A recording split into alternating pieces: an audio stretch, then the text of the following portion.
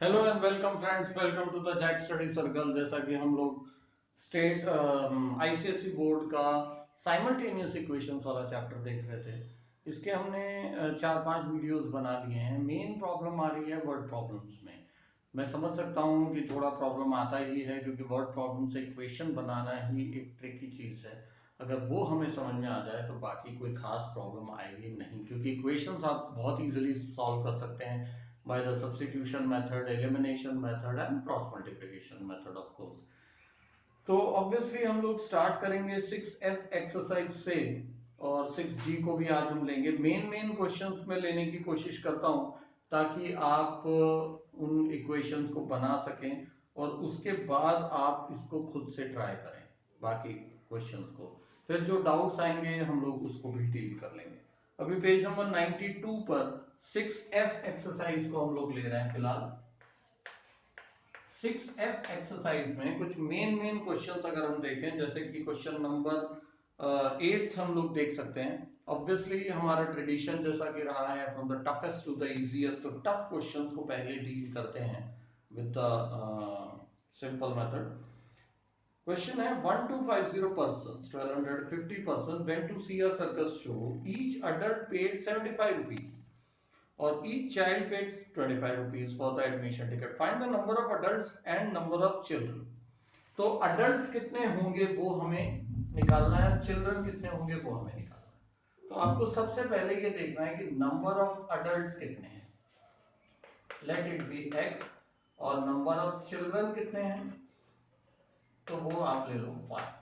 अब अडल्ट और चिल्ड्रन का रेशियो हमें किस तरीके से दिया है कि दोनों मिला के 1250, तो x plus y is equal to 1250। ये फर्स्ट इक्वेशन आ गई, कि आधा काम हमारा हो गया। दूसरा, जब वो देखने जा रहे हैं तो एक को लग रहा है 75 रुपीज, अडल्ट को, एक अडल्ट हुआ तो 75, 10 हुए इंटू 10, प्लस चिल्ड्रन कितने 25, y is equal to total उनको खर्चा कितना आ रहा है वो भी हमें गिवन है 61,250। ये आपके पास दो इक्वेशंस बन गए। नंबर ऑफ अडल्ट्स इनटू एक की टिकट कितना प्राइस हो जाएगा, नंबर ऑफ चिल्ड्रन और उसकी 25 रुपए के हिसाब से टिकट, इनका जब मैं टोटल करूंगा तो 61,250 आ रहा है। थोड़ा सा देखने में जरूर बड़ा लग रहा है, लेकिन हम इसको सिंपल भी बना सकते हैं। पहले 5 से डिवाइड करके, फिर 5 से, मान लो इसको मैंने सबको 5 से डिवाइड कर दिया, तो ये आ गया मेरे पास 5 1 5 5 25, ठीक है। ये 5 y आ गया, इसको 5 से डिवाइड कर दूंगा, 5 1 5 5 2 10 5 2 10 2 5 5 25 अगेन 0। फिर से मैं 5 से कर सकता हूँ तो 3x, ठीक है। ये y रह गया, इसको 5 से करेंगे, 5 2 10 5 4 20 5 5 25 0। तो ये आपके पास एक सिंप्लीफाइड इक्वेशन हो गई। इन दोनों को हम कोई भी मेथड से कर सकते हैं। इवन इसमें तो y y सेम ही है, डायरेक्ट मैं माइनस करूं तो आंसर मिल जाएगा। तो फर्स्ट ऑफ ऑल आपको इक्वेशन का ध्यान रखना है, ठीक है। एक सिक्स्थ क्वेश्चन भी देखिए। एक एग्जामिनेशन हुआ, ratio of passes to failures was 4:1। तो हमेशा से पास और फेल का हम कैसे लेते हैं, 4x और 1x। had 30 less appeared and 20 less passed, the ratio of passes to failures would have। ये वैसा ही क्वेश्चन है जैसा कि हमने लास्ट वीडियो में देखा था, income minus saving is equal to expenditure. Same उसी टाइप का ही क्वेश्चन है कि पहला रेशियो कितना दिया हुआ है आपको, 4:1, दैट मीन्स 4x और 1x, ये आपको दिया हुआ है, ठीक है। अब देखो, सबसे पहले 4 किसका रेशियो है, पासेस टू फेलियर्स का, मतलब ये क्या है, पासेस वाला, और ये है फेलियर्स वाला। अब कितने बढ़ गए कितने कम हुए वो देखना है, ठीक है। Had 30 less appeared, passes to failures दिया हुआ है, 30 less appeared and 20 less passed, 20 less passed, ठीक है। और अपीयर कितने हुए, अपीयर हुए थे 30 लेस, इसका मतलब फेल कितने हुए, सिर्फ 10 कम हुए, ठीक है। अब इसका रेशियो कितना हो गया होगा, तो रेशियो आपको बताना है, वुड हैव 5:1। सिंपल, इसमें कोई भी रॉकेट साइंस बिल्कुल भी नहीं है। ये चीज ध्यान में रखनी है कि यहाँ 20 तो वो तो बता दिया था, बट यहाँ 10 क्यों? क्योंकि नए बच्चे कितने कम आए, 30, उसमें से 20 तो पास कम हो गए, तो 10 इसमें बचे। तो इसको डायरेक्टली हम क्रॉस करके सॉल्व कर सकते हैं, तो आपको एक्स वाई लेने की भी जरूरत नहीं पड़ेगी। और एक क्वेश्चन लें अगर हम, क्वेश्चन नंबर 9 देखिए, two articles A and B are sold for 1167 making 5% profit and 7% profit. If two articles are sold for dash, a profit of 7% is made on A and dash on. Find the cost price. Cost price हमें assume करनी पड़ेगी x और y, ठीक है। ये भी question बहुत आसान है, सिर्फ क्योंकि परसेंटेज दे दिया इसलिए हमें थोड़ा सा ये लगता है कि ये शायद कुछ नई चीज होगी, बाकी है उसमें कुछ भी नहीं है। आर्टिकल ए और आर्टिकल बी की अगर मैं कॉस्ट प्राइस ए ही पकड़ लेता हूँ, ठीक है, ए प्राइस है आर्टिकल ए की और बी प्राइस है आर्टिकल बी की। कहने का मतलब ये है कि अगर मैं 5% प्रॉफिट और 7% प्रॉफिट ले रहा हूं, अब ये देखो 5% प्रॉफिट कितना होता है, 5/100 इंटू ए, ये 5% प्रॉफिट प्लस उसकी खुद की cost A, plus 7% profit of B into खुद बी, उसकी भी तो कॉस्ट आएगी। और ये बी प्लस बी मत कर लेना, पहले इनको सॉल्व करना फिर वो करना। ये चीज याद रखो कि कॉस्ट प्राइस थी ए, परसेंटेज ऑफ प्रॉफिट मिला 5%, ठीक है, वो हम कॉस्ट प्राइस में ऐड करेंगे तो सेलिंग प्राइस मिलेगी। तो ये दोनों की सेलिंग प्राइस मिला के उसको मिल रहा है 1167, ठीक है। तो सिमिलरली आप सेकंड इक्वेशन बना पाएंगे, बहुत इजीली बन जाएगी आपकी। दूसरी इक्वेशन में 7% ए पर है, 5% बी पर है, तो उन्हें 1165 मिल रहा है। मतलब सेकंड इक्वेशन क्या बन रही है, क्या चेंजेस करो इसमें, 7/100 इंटू ए प्लस ए, और secondly 5% of B in plus B, इस तरीके से हमें मिलेगा। अब इसमें ट्विस्ट देखो, ट्विस्ट बहुत मजेदार है कि इसको सॉल्व कैसे करेंगे, कितना बड़ा नंबर आ रहा है। तो सबसे पहले इसको देखते हैं, 5/100 इज 0.05, उसमें ये 1 ऐड करेंगे तो 1.05, सिंपल समझना। ये कितना बन जाएगा, 1.073 इज इक्वल टू 1167।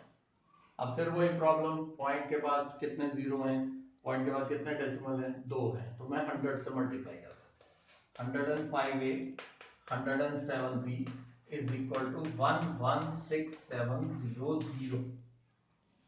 अब यही का यही यहां पर आएगा, सिर्फ फर्क क्या है, यहां पर a के साथ 107 हो जाएगा, तो ये इक्वेशन में यहां पर लिख रहा हूं 107a या plus 105b is equal to 116500।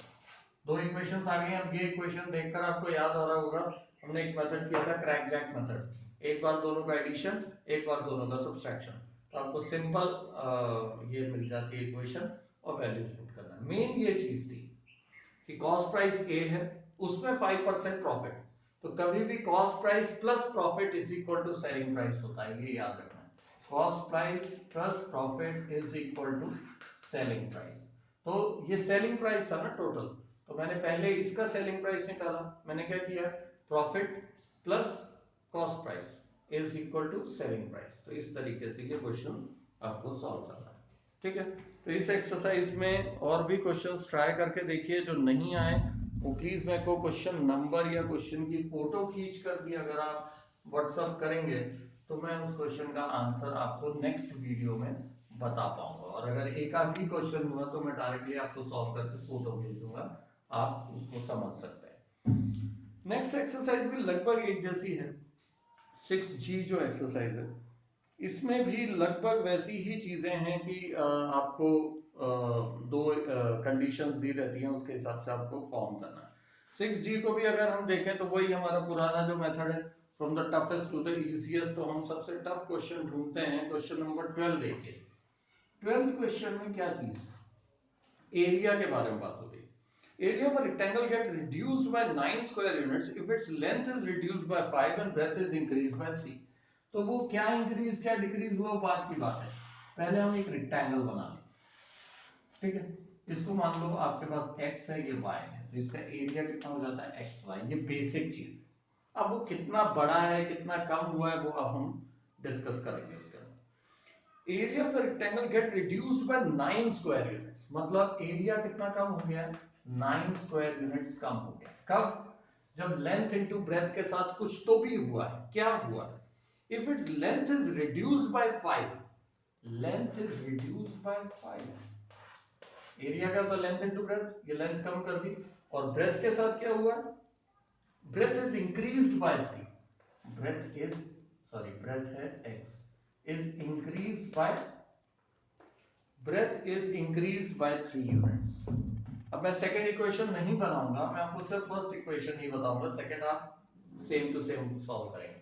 Multiply करते हैं इसको, y into x, y into 3 is 3y, minus 5 into x is minus 5x, minus 15 is equal to xy minus 9। अब ध्यान दो, xy से या xy कैंसिल, तो हमारे पास सिंपल इक्वेशन बन गई 3y minus 5x is equal to minus 9 plus 15। ठीक है, तो कितना हो जाएगा 6। इस तरीके से आप सेकंड इक्वेशन भी बनाएंगे। बेसिक ये था कि आपको लेंथ और ब्रेथ दी हुई है तो एरिया एक्स वाई होता है। अगर आप लेंथ इंक्रीज या डिक्रीज करेंगे तो इनमें चेंजेस करेंगे तो आपका एरिया भी चेंज होगा। फिर इसको जब मल्टीप्लाई करेंगे तो एक्स वाई से एक्स वाई कैंसिल हो जाएगा, सिंपल इक्वेशन तैयार। तो कुछ भी मुश्किल नहीं है, सिर्फ ये है कि आपकी इक्वेशन के लिए फॉर्मेट तैयार हो, एरिया वगैरह का आपको थोड़ा सा पता लग जाएगा तो आप इजीली इसको कर पाएंगे। हाँ, टैक्सी चार्जेस वाला क्वेश्चन देखिए 10th वाला। इसमें ना ये टाइप के क्वेश्चंस होते हैं, टैक्सी चार्जेस हो, लाइब्रेरी से रिलेटेड हो, हॉस्टल में रहने वगैरह का चार्ज। इसमें क्या होता है कि कुछ चार्जेस फिक्स होते हैं और कुछ पर किलोमीटर या पर डे के हिसाब से। जैसे आप ऑटो में भी बैठते हैं ना, तो जैसे ही आप ऑटो हायर करते हैं, ऑटो में बैठते हैं तो पहले 10 रुपए 15 रुपए एक स्टार्टिंग चार्ज होता है बिना हिले। उसके बाद पर किलोमीटर पे आपके 10 रुपए ऐसे पड़ रहे हैं, लेकिन एक फिक्स चार्ज जरूर होगा। तो वो फिक्स चार्ज और पर डे या पर किलोमीटर जो चेंज होता है उसके ऊपर बेस है ये। क्वेश्चन नंबर 10 देख लेते हैं। Taxi charges in a city consist of a fixed and together in the distance covered for the distance of 10 kilometre the charges paid is 315। अब वो तो बात की बात है, पहले ये देखिए फिक्स चार्जेस क्या होते हैं। इसको अगर मैं x ले लूं तो पर किलोमीटर चार्ज वो हो जाएगा आपका y। अब हर जगह x तो सेम रहेगा, किलोमीटर के हिसाब से आपका y बदलता जाएगा। ठीक है, कंसिस्ट ऑफ फिक्स चार्ज वगैरह वगैरह for a distance of 10 kilometre 315, 10 kilometre 315, ये चीज आपको ध्यान रखना। सेकंड में भी कितने भी किलोमीटर दो, x तो सेम ही रहने वाला है, तो कितना आएगा 15 किलोमीटर 465, 15 किलोमीटर का 465। अब इसको जैसे मर्जी आप सॉल्व कर लो, सबसे सिंपल तरीका तो आपको पता ही, ठीक है, -5y and whatever the answer. इस तरीके से हम लोग ये क्वेश्चन कर पाएंगे, बहुत ही सिंपल। देखिए क्वेश्चन की लेंथ ब्रेथ कितनी बड़ी है लेकिन सिंपल है। अच्छा, इसमें x और y की वैल्यू निकालने के बाद आपको उसने बोला 32 किलोमीटर का बता, तो हम क्या करेंगे x प्लस 32 y की वैल्यू निकाल के देंगे। x की वैल्यू मिल चुकी होगी, y की वैल्यू मिल जाएगी आपको, y इंटू 32 करके x में ऐड करोगे तो आपको 32 किलोमीटर के चार्जेस पता लग जाएंगे। ओके, ये 9th वाला क्वेश्चन उसी टाइप का है, वो मंथली चार्जेस एंड वगैरह वगैरह। Wanted to give a farewell party and other costing dash estimated 40 gauge। ये स्वीट्स का जो मैंने आपको पीछे भी बताया उस टाइप का क्वेश्चन है ये। सम ऑफ डिजिट्स वाला क्वेश्चन लास्ट वीडियो में हमने कवर किया है, फिर भी एक बार देख लीजिए। क्वेश्चन नंबर 5 शायद आपको मुश्किल आए तो वो क्वेश्चन देख लीजिए, और आपके ध्यान में कोई आ रहा हो तो प्लीज जरूर बताएं। Sum of the digits of a 2 digit number is 11। तो पहली इक्वेशन तो हमें उन्होंने बनी बनाई दे दी कि x plus y is equal to 11। Sum of digits कभी भी दिया हो, if the digits at the tens place 10x plus y होता है, मतलब x की बात हो रही, is increased by 5 and the digit at the unit place is decreased by 5, the digits of a number are found to be reversed। Reverse का मतलब क्या है, 10y प्लस एक्स, ये बन जाता है कब, वो देख रहे हैं। 10y plus x is a reverse number, कब बन गया है वो देखने वाली चीज है। If the digit at the tens place is increased by 5, tens place पे डिजिट को अगर मैं इंक्रीज कर दूं 5, ठीक है, प्लस, और y वाले डिजिट को क्या कर रहा हूं मैं, is decreased bye 5, decreased bye 5, ये आपकी सेकंड इक्वेशन है। क्योंकि उसने क्या कहा है कि आपको उल्टा हो जाएगा, आपने उल्टा कर दिया 10y प्लस एक्स, क्योंकि आपको ओरिजिनल नंबर क्या होता है 10x प्लस y।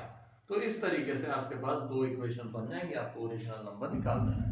तो इस इक्वेशन को थोड़ा बहुत आप सॉल्व कर दोगे, आपके पास इक्वेशन तैयार है।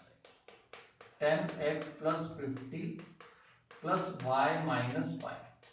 सो x वाले टर्म से तो लेते हैं minus 9x, 10y minus y is 9y, then 50 minus 5 is 45।